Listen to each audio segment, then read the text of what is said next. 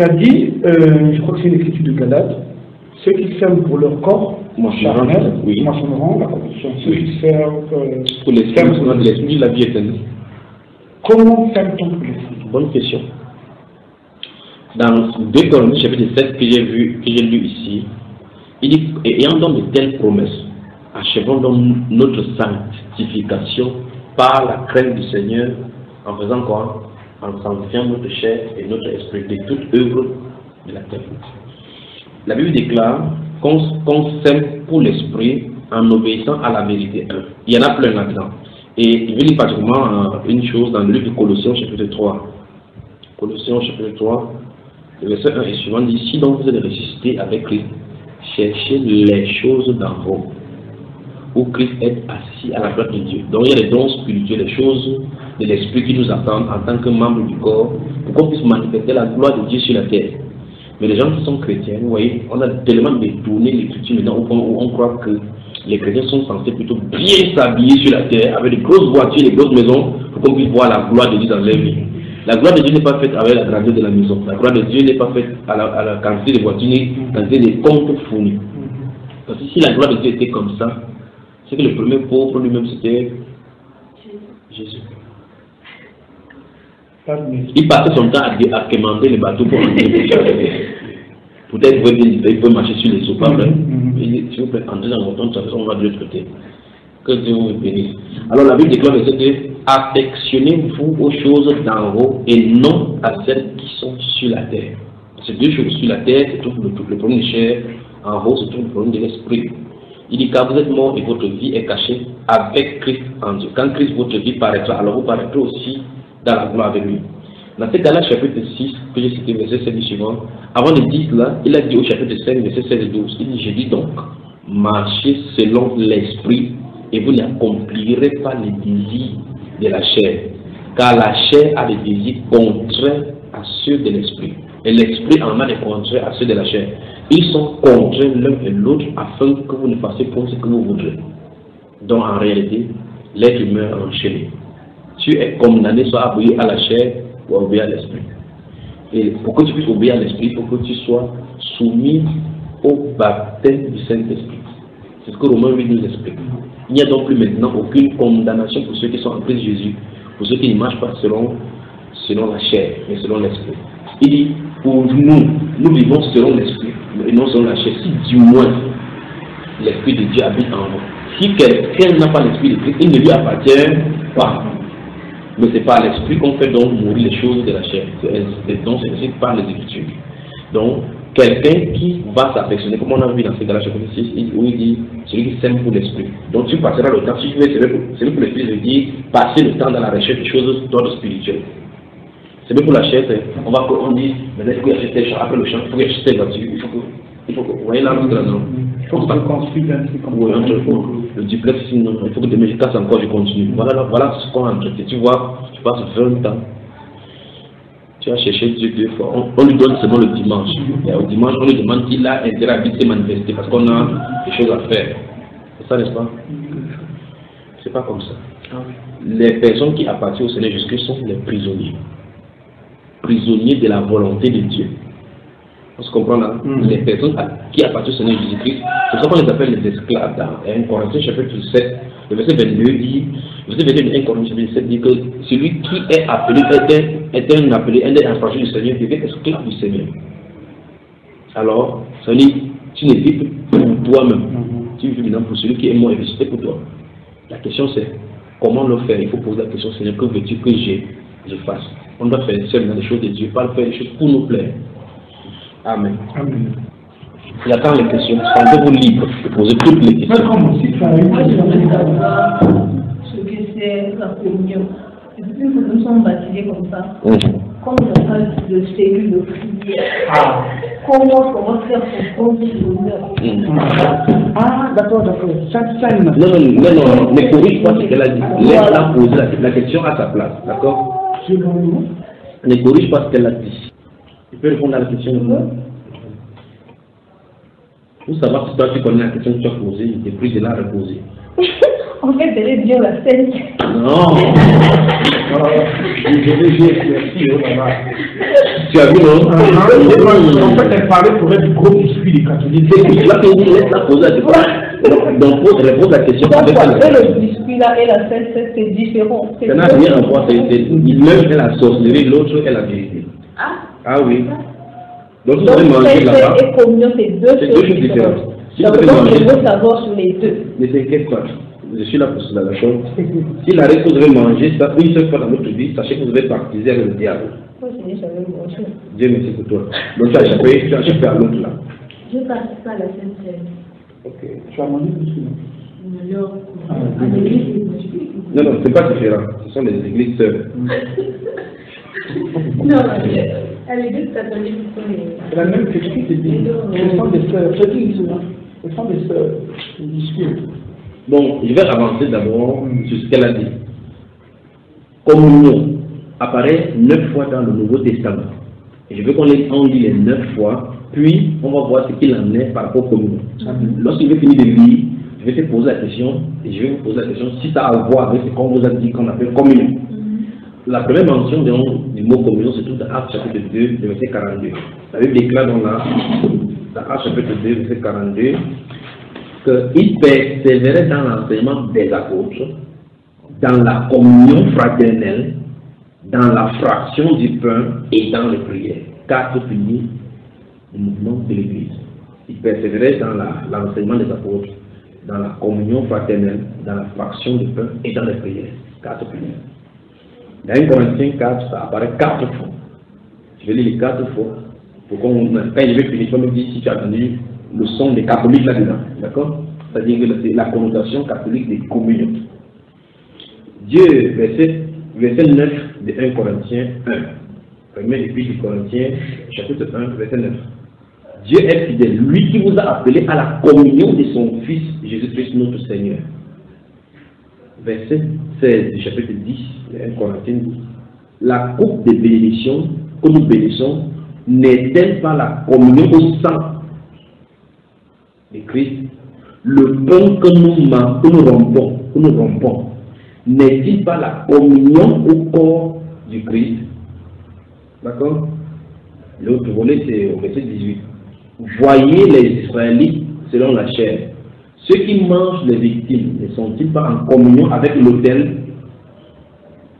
Enfin, le verset 20 dit, je dis que c'est qu'on sacrifie, on le sacrifie à des démons et non à Dieu. Or, je ne veux pas que vous soyez en communion avec les démons. C'est écrit dans le Nouveau Testament. Je vais dans Philippiens au chapitre 3, verset 10. Il dit, afin de connaître Christ et la puissance de sa résurrection et la communion de ses souffrances, en devenant conforme à la lui dans sa mort pour parvenir. Puis dans 1 Jean chapitre 3, dans 1 Jean, ça apparaît 3 fois. La première fois que ça apparaît, dans 1 Jean chapitre 1, j'espère qu'il ne va pas vu l'histoire. Dans 1 Jean chapitre 1, le verset 3 dit, ce que nous avons vu et entendu, nous vous l'annonçons à vous aussi, afin que vous aussi vous soyez en communion avec nous. On vous annonce ça, afin que vous soyez en communion avec nous. Or, notre communion est avec le Père et avec son Fils Jésus-Christ. Notre communion, c'est avec le Père et le Fils Jésus-Christ. Verset 6 du chapitre 1 de 1 Jean. Si nous disons que nous sommes en communion avec lui et que nous marchons dans les ténèbres, nous mentons et nous ne pratiquons pas la vérité. Verset 7 dit, mais si nous marchons dans la lumière, comme il est lui-même lumière, nous sommes mutuellement en communion. Nous sommes mutuellement en communion. Et le sang de Jésus-Christ, son Fils, nous purifie de tout péché. Tu vois qu'il n'y a nulle part fait état de fait qu'on prend une communion une fois. On doit être en communion. La communion veut dire entrer en relation. Ça n'a rien. Il n'y a pas un instrument, on dit tu manges de ta communion, tu manges de nous. On dit, c'est comme ça qu'on appelle la communion. Excuse-moi, dans la Bible, il y a un passage qui dit faites ce sur mémoire de moi. Ce n'est pas la communion juste là. Il veut d'abord expliquer la théologie de communion. C'est qu'on dit qu'on va à la messe ou à la communion. Ça n'a rien à voir avec ce que la Bible dit. D'accord? Parce que la Bible déclare qu'il persévère dans la communion fraternelle. Au rassemblement chrétien, nous sommes là en communion. Nous communions autour de la parole. Vous voyez? On a envie de partager autour de la parole. Il n'y a rien que Jésus a laissé qu'on appelle la communion en termes de manger. D'accord? Là, il a dit, c'est que nous avons entendu dès le commencement, nous vous l'annonçons afin que nous soyons en communion ensemble. Parce que c'est que vous avez pris comme enseignement, nous prenons le même enseignement pour participer au même dessin. D'accord? Voilà. Maintenant, touchant dans 1 Corinthiens au chapitre 11, là, on a vu au chapitre 10, il a parlé que ceux qui mangent le sang, la coupe dont nous buvons, la coupe, nous sommes en communion, en relation, nous entrons en relation. Puis il prend l'exemple des Israélites selon la chair. Il a dit, voyez les Israélites selon la chair. Il dit, les victimes qu'on mange, parce que dans l'Ancien Testament, on a apporté par exemple le taureau, voici l'autel, c'est-à-dire là on va déposer pour offrir le sacrifice. Lorsqu'on quitte avec le mouton, on dit le mouton, un mouton. Lorsqu'on le met sur l'autel, pour sacrifier, ces moutons entrent directement avec l'esprit qui est derrière l'autel. C'est-à-dire que si c'est le Dieu de la Bible qui est invoqué sur cette table-ci, à l'instant, on a mis quelque chose maintenant, ça le concerne. Tout ce qui sort de là maintenant le concerne. On se comprend cela? Alors, c'est vraiment dit que si vous allez dans un hôtel satanique, c'est ça qu'il a dit, c'est qu'on sacrifie pour les démons, parce que Dieu n'est plus derrière les hôtels. Et si Dieu n'est plus derrière les hôtels, on vous dit offrez quelque chose, vous apportez le poulet là, vous faites comme ça. Et puis vous partagez parce que vous êtes en communion avec l'esprit désormais qui est derrière cela. Il dit, je ne veux pas que vous soyez en communion avec les démons. Et il dit, ce que je viens de dire, c'est qu'on sacrifie à des démons et non à Dieu. C'est ce qu'il a dit d'enseigner. D'accord? Maintenant, il dit donc, en buvant la coupe, qui est la coupe dont on fait pendant la scène, il dit, vous êtes en communion avec le Seigneur, parce que justement, il a dit, faites ceci en mémoire de moi. En faisant comme ça, on entre en communion avec le pasteur, on est avec lui, on a obéi à ce commandement. Chaque fois que vous vivez d'après la parole de Dieu, vous êtes en communion avec Dieu. Parce que la Bible nous a dit là, dans 1 Jean chapitre 1, là, que si nous disons que nous sommes en communion avec lui, et nous marchons dans les ténèbres, nous mentons. Vous voyez? Mais si nous marchons dans la vérité, nous sommes mutuellement en communion avec lui, nous sommes son fils, nous purifions de tout péché. C'est ce qu'on a vu dans 1 Jean chapitre 1, verset 7. Voilà ce qu'on a dit de communion. Donc la communion n'a rien à voir avec les esprits. Maintenant, avant de dire ce que c'est que la peine, puis pour répondre à ta question, parce que ta question c'est comment on va faire maintenant pour communier. On a fait communier déjà. Jésus a dit là où deux ou trois sont assemblés en son nom, il est au milieu. Il arrive. Mais le fait que nos yeux sont des problèmes. On a déjà vu, on doit s'asseoir, on entend la musique, on dit bien les chanter, tu coules la sueur. Le fait que ça a duré, on a comme l'impression que c'est le modèle. La Bible déclare dans chapitre 2, verset 42 que j'ai vu, il persévérait dans l'enseignement des apôtres, dans la communion fraternelle, dans la fraction de pain et dans les prières. Dans 1 Corinthiens chapitre 14, verset 26, il dit que faire lorsque vous assemblez, que chacun de vous, quelqu'un a tenu il n'y a pas de groupe de chorale, que je suis spécialiste du sang dans l'église, et il faut seulement la délivrance. Donc maintenant, j'avance là maintenant, d'accord? Ceci étant dit, l'église du Seigneur Jésus a ses principes et ses normes, et c'est la Bible qui fixe les normes, pas les hommes. Tout autre norme que les hommes fixent en dehors de la Bible n'aura pas de sens devant Dieu, il n'aura pas de modification. Quand Dieu a appelé Moïse de faire des tabernacles dans le désert, la Bible déclare sur les Hébreux chapitre 3, la Bible déclare que Moïse fut expressément averti de faire tout d'après le modèle qui lui a été montré sur la montagne. Si Dieu a dit le couvercle sera rouge, il faut que ça soit rouge. N'essaie pas de venir dire que bleu suffirait. Dieu a fait ça pour dire que rouge. Nous sommes d'accord? Même les fils retors, les étoffes, les peaux de défunts étaient choisis parce que Dieu connaissait la signification. Mais maintenant, vous voyez, chacun fait ça à son assemblée avec son modèle d'autel. Et il dit que c'est la maison de Dieu. C'est quand même bizarre. Alors maintenant, on va arriver à celui qu'on va toucher si vous posez de notre domaine. Maintenant, lorsque vous croyez au Seigneur Jésus-Christ, il y a donc la Bible appelle de l'assemblée, vous partagez entre vous, comme maintenant nous sommes les partages, nous sommes en communion autour de la parole. Mais ce que tu as demandé, il s'agit de ce que le Seigneur a fait dans Matthieu chapitre 26, Luc chapitre 14, Marc chapitre 14. Et qui a dit, faites ceci en mémoire de moi. On appelle ça la commémoration de la mort du Seigneur Jésus-Christ, ou tout simplement Sainte Seine. C'est ça nous sommes. Maintenant, qu'est-ce que vous entendez par Sainte Seine?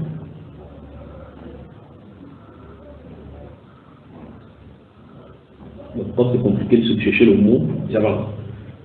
Sainte, le mot sainte vient du latin cena. Donc sainte veut dire le repas du soir. Quand est-ce que tu mangeais ça à quelle heure déjà? Alors on vient en évangélique. Le matin. Donc, quand tu te lèves le matin par exemple, tu te laves, tu portes ton habit, tu te dis que tu vas manger quoi? Dis d'abord avec le langage que j'utilisais, puis je vais retrouver. Tu vas manger la fête. Voilà. Pendant que tu sais le matin comme ça, les 8 heures, tu as ta carte de Saint-Saint, dans la veille, on allait signer, payer 500 francs CFA. Dans ce jour, tu portes la vie. Tu te dis. Et là, tu es sur chacun, ça rentre, tu n'es pas péché sur le parler de religion. Alors, quand tu te lèves le matin, tu vas prendre la fête. Maintenant, je veux que tu dises, je vais encore dire la même chose. Saint veut dire le repas du soir. Donc, quand tu te lèves le matin, tu peux manger le repas du matin. Non. La Saint veut dire repas du soir. Quand toi tu vas le matin, tu peux manger le repas le matin. Tu peux manger le repas du soir. Je vous pose la question. Vous vous moquez de Dieu, mais vous vous moquez de vous-même. C'est un repas qui se passe uniquement le soir. C'est la première base d'abord. Il n'est nulle part fait l'état d'état qui se passe en journée. Parce qu'il y a une heure pour cela. C'est réglé dans la Bible. Vous comprenez? Donc c'est pas seulement toi qui es dans le peuple, c'est les pasteurs qui sont embrouillés partout. Ils ne nulle part fait mention. Quand je voulais parler du déjeuner, il devait parler du déjeuner. Il a dit c'est le repas du soir. D'accord? Avançons. Donc on a. C'est un repas du soir qui peut se prendre même hors de l'église. Où est l'église alors? L'église, c'est le corps du Christ. C'est-à-dire quoi? Oh, le corps de Christ, ou bien le synonyme. C'est-à-dire, ou bien, qu'est-ce qu'on appelle corps de Christ? Ah, ça. C'est fort, n'est-ce pas? En fait, vous voyez que quand on touche telle chose a été enchambulée. Telle chose a été chamboulée, il faut les arranger tout, n'est-ce pas? Le problème que tu poses là maintenant, le problème pose comme des lieux de culte comme étant l'église. N'est-ce pas? On va avancer doucement. Permettez-moi qu'on y avance. Alors on a touché le fait qu'on doit aller le matin pour prendre le repas du soir. Maintenant, j'ai dit, Saint lui dit quoi? Repas du soir. C'est quoi un repas? Allons-y. Le synonyme de repas, c'est quoi? Comment ça se passe? Le matin, quand tu partais, tu mangeais le repas.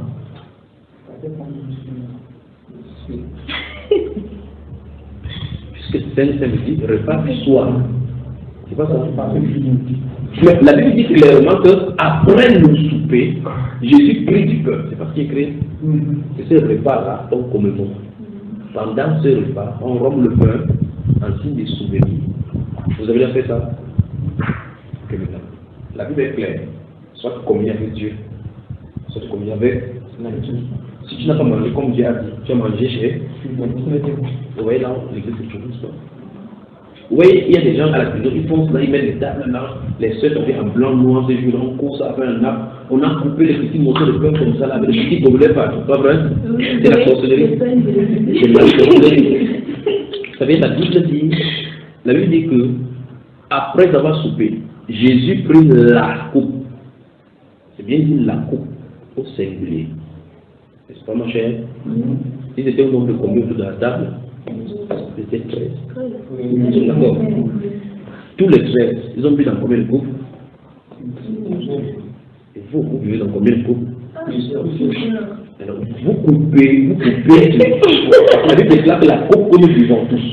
La Bible déclare que la coupe que nous buvons, c'est la communion au sang. Donc, vous dites, si quand un couple, j'ai fait un ça, je donne à mon frère qui boit, tout le monde boit, nous communions tout autour de ce couple. Et de la même façon, comme nous avons une parole, nous communions autour de la parole. Puis il dit le peuple. Il dit le peuple que nous rompons. Vous avez vu cela? Ne soyez pas déconcentrés, c'est vous qui posez des questions, moi je pose mal la réponse. Si ça arrive au niveau, si non, c'est ça, c'est dit très bien, arrête. Alors on dit le peuple que nous rompons.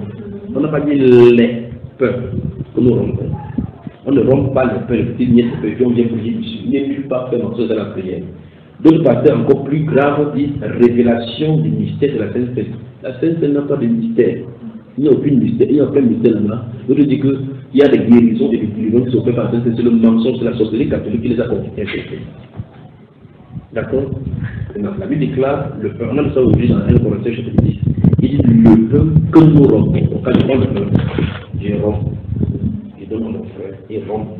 Il passe d'autres rompent. Parce que la Bible déclare que Jésus faisait à la grâce, là, non plus les donner. Quand quelqu'un rompt, il passe à son frère. Il dit cette pain-là n'existe pas la communion au corps de Christ. Parce qu'il y avait un seul pain, parce que Christ est un. Ce pain le représentait. Donc chacun prend une partie de Christ. Une partie de Christ. Et si ça finit, alors tout Christ qui est un est réparti en chacun. Pour dire, nous avons tous été baptisés dans un seul esprit pour former un seul corps. Alors quand vous couvrez petit biscuit, je vais toucher le biscuit chez les évangéliques et les pentecôtistes, puis je vais revenir chez les catholiques. Bon, pour le catholique est à part, c'est la sorcellerie. Ceci c'est la sorcellerie modèle arrangée à la manière chrétienne un peu. Donc pour eux c'est plus proche un peu de la Bible. Pour le catholique, ça n'a rien à voir avec la Bible parce qu'ils font la messe. Et la messe c'est le satanisme. D'accord? Voilà maintenant. Lorsqu'on coupe le petit morceau là, lequel parmi tout ça est le corps de Christ? Oui, ce sont les corps de Christ. Vous voyez ce qu'on est, n'est-ce pas? Donc il y a un enseignement là-bas, la Sainte Seine d'après la Bible. Comment ça doit se passer? D'accord? Mais d'autres personnes prennent de la grenadine, parce que c'est rouge comme le sang. D'autres personnes prennent un style de vin rouge. Moi j'ai la question, j'ai connaissance dans le modèle de la Sainte Seine. Peut-être que le vin minéral alcool. Non, dans le sens où il arrivait que nous sommes peut-être au nombre de 200 frères qui se 200 oui. frères comme ça. Oui. Comment la représentation du pain donc vous faites un gigantesque pain qui est proportionnel à 200 personnes. Vous faites un gigantesque pain sans le vin qui est proportionnel à 200 personnes. D'accord, frère? C'est ça, c'est le problème qui est posé dans les dénominations. Dans les dénominations, puisqu'ils veulent avoir beaucoup de membres, ils veulent voir qu'il y ait 400 personnes, 3000 personnes. C'est pour ça que le fait qu'ils ont quitté le modèle du public, ils ont quitté, tout va être chamboulé. Mais comme vous êtes dans une maison, les deux fois vous faites 200. Parce que la bonne chose dans 1 Corinthiens, que lorsque vous vous réunissez pour le repas du Seigneur, attendez-vous les uns les autres, donc ils se connaissent. Ils savent qu'on va se prendre le repas du Seigneur tel jour. On s'attend les uns les autres. Parce qu'il dit chacun se met à table, chacun commence à prendre son propre repas alors que l'autre a faim. Méprisez-vous la table du Seigneur, c'est ce qu'il dit dans 1 Corinthiens 11. Donc il y avait le repas des émissaires, il faisait le repas du Seigneur. Il dit car j'ai appris du Seigneur ce que je vous ai enseigné, c'est que le dernier jour, le soir où je suis livré, pris du beurre. Et après avoir soupé, et après vraiment regardé le rompé en disant ceci est mon corps. N'est-ce pas? Voilà. Donc le nombre de personnes, ce sont les gens qui sont confrontés à ces problèmes. La Bible a eu des problèmes avec ce nombre de personnes. D'accord? Donc s'ils sont 13, ils prennent un peu, ils rompent, ils les donnent. Ça se passe que si vous êtes 100, vous prenez un peu, vous rompez, les gens mangent. Avec une seule coupe, pas deux. S'il y a deux coupes, vous avez deux Jésus. S'il y a 800 frères, vous avez 800 Jésus et Jésus-en. Maintenant, touchons le cas des catholiques. Le cas spécifique des catholiques, on ne doit même pas en parler, c'est faux. Tout est faux seulement. Tout est faux. Vous remarquez que c'est rond. Ils ont les trucs ronds en rondelle. Vous remarquez que ce qu'ils appellent les icônes ont toujours le soleil rond au-dessus. Maintenant, ils ont cela, ils ont une coupe. Et la coupe est en quelle matière? En or. Ils ont versé ça dedans en versant avec le vin là-dedans. Donc tout est mélangé. C'est déjà faux pour commencer. Il fait comme ça, tu fais où tout ta soupa comme ça. Il met dedans. Pour l'autre, quand tu es présent, on mélange la main comme ça. Et tu rentres comme ça. Tu es sûr que tu es chanté. C'est ça? Tu es bien dit. Et on montre ce que la Bible dit de cela. On lit. Il fait lire. Il lit Apocalypse chapitre 17. Dieu ne pardonne ça. Donc vous voyez, les gens sont remplis, leur ventre est gros comme ça, c'est le satanisme, ils ont mangé les prix. Apocalypse 17. Et vous voyez dans les villages, les gens sont prêts à être tués parce que tu dis que les catholiques font. On dit que non, je connais seulement 3, les catholiques protestants et les musulmans. Vous là, on ne sait pas où vous êtes. C'est normal qu'on ne sait pas où vous êtes parce que la Bible déclare que ceux qui sont nés de l'esprit sont comme le vent, on ne les maîtrise pas. À partir du verset 1 du chapitre 17 d'Apocalypse, il dit: puis un des 7 anges qui tenait les 7 coupes de vin, et il m'adressa la parole en disant: viens, je te montrerai le jugement de la grande prostituée qui est assise sur les eaux, les grandes eaux. Vous avez ce il dit: c'est avec elle que les rois de la terre se sont livrés à l'impudicité, et c'est du vin de son impudicité que les habitants de la terre se sont délivrés. Et me transportant en esprit dans un désert, et j'ai vu une femme assise sur une bête écarlate plein de noms de blasphèmes ayant 7 têtes et 10 cornes. Ça veut dire, vous comprenez ce qu'on a dit? Vous comprenez cela? Non. On dit, non, cette femme, on a décrit une femme. Cette femme était vêtue de pourpre et d'écarlate. Bon, dans la connotation de l'église, dans le langage prophétique, la femme symbolise l'église déjà. Alors maintenant, lorsqu'elle est taxée de prostituée, ça veut dire que c'est une église apostate. Puis on donne l'habillement où les gens s'habillent là-bas. On dit qu'elle était vêtue de pourpre et d'écarlate. Et parée d'or, des pieds précieux et des perles. Donc ce geste trouve donc séduction. Elle tenait dans sa main une coupe d'or. Donc on donne la personne, l'habillement, c'est qu'elle tient en main, et puis on dit maintenant quel Dieu elle sert. On dit rempli d'abomination et des impurités de sa prostitution. Donc en clair, la Bible nous dit, sous réserve vous comprenez que c'est une autre question. Mais si vous ne comprenez pas, c'est quand même la vérité, c'est ça. On dit dans ta main, sa sainte sainteté, c'est le cause du plan.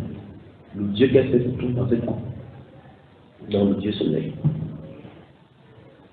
C'est pour ça que le roi vous donne le rond chaque fois que vous communiez avec Apollon, comment ça s'appelle Apollon. Quand vous prenez comme ça, vous êtes tellement en temps, il y a le violon et les harpes sont des jeux là pour baisser vos âmes. C'est le pentecôtiste et on danse. Vous devez en être d'accord. Alors, la Sainte Seine doit être célébrée à la manière de la Bible. Quand vous êtes là, le moment avec quoi, par exemple, quand je vais rentrer au Cameroun, c'est le 10 avril qu'on va communier, qu'on va faire comme vous êtes dans le Bible. On va faire la Sainte Seine le 10, la soirée du 10 avril, le 10 avril. On va célébrer.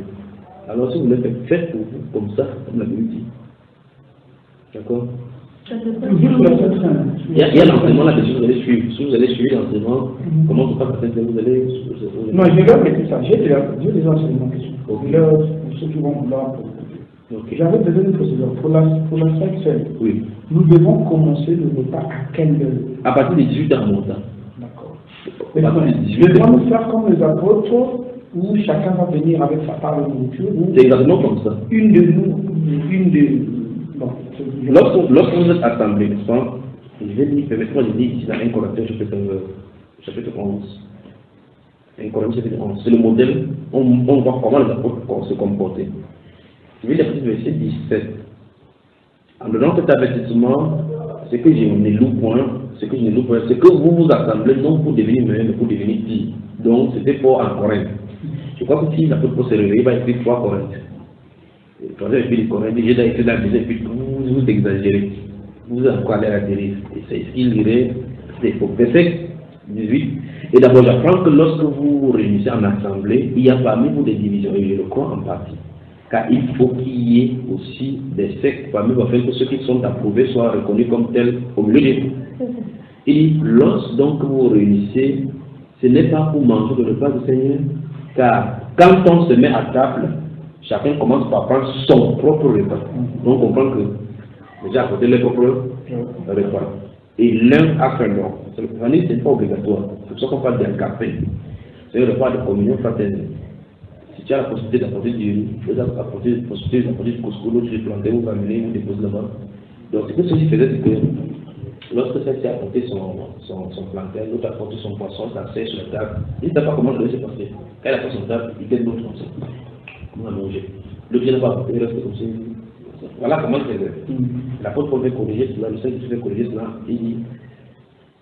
Il dit, quand on se met à table, chacun commence par prendre son propre repas et l'un a fait tandis que l'autre est libre. N'avez-vous pas de maison pour y manger et boire ou mépriser pour l'église de Dieu? Et faites-vous honte à ceux qui n'ont rien. Vous dirai-je, vous louerai-je, en cela je ne vous louerai point.